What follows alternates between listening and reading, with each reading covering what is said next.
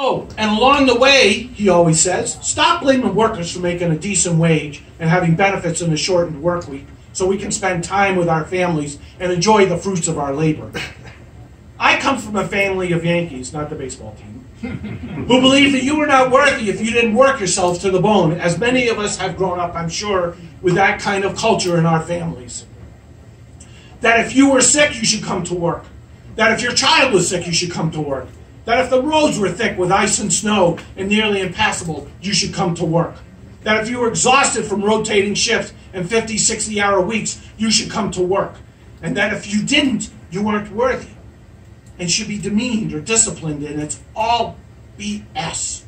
It's not how human beings should be treated in this, the 21st century. And it's not, by the way, how most of the rest of the country treat its workers. And I know that because my wife is Portuguese. And we go to Portugal on a regular basis. And I get to experience and see how other countries treat their workers and treat themselves and how they organize society.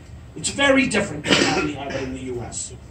The idea that the employer understands better than what we do what it takes to run a company, a co-op, an economy, or a nation is, in my humble opinion, one of the greatest challenges we face as a nation. This idea that profit drives progress is as old as the nation, and is to a large degree the underpinnings of what ails us. It is the underpinnings of racism, of sexism, of patriarchy, of nationalism, of xenophobia, and of the endless wars our government and corporations have forced us into. It is why we invaded Iraq, and is why the Trump administration is threatening the people of Venezuela with sanctions. And I don't think Trump is just going to stop at sanctions, so that U.S. oil interests can finally get back the oil reserves of that nation who dares to put forward the idea that maybe, just maybe, the idea of people before profits ought to be on the table for consideration and in a constitution.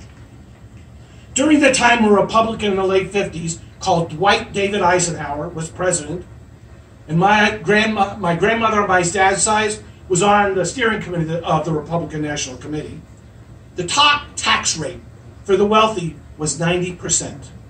Let me say that again. The top tax rate for the wealthy was 90% in a Republican administration.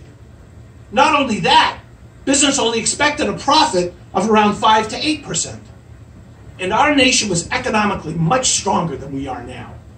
It was a time of tremendous growth of income for the working class, although not all of it, as even that growth came when our country constricted its real productive and intellectual and creative capacity, as we had Jim Crow segregation and women were, with some exceptions, literally stuck in the kitchen. Imagine what our nation could do if we had those same tax rates, those same profit margins, with the full measure of creativity and productive capacity by all members of society, and expertise of all people in our nation, regardless of their color, their sex, gender, or their religion or political belief.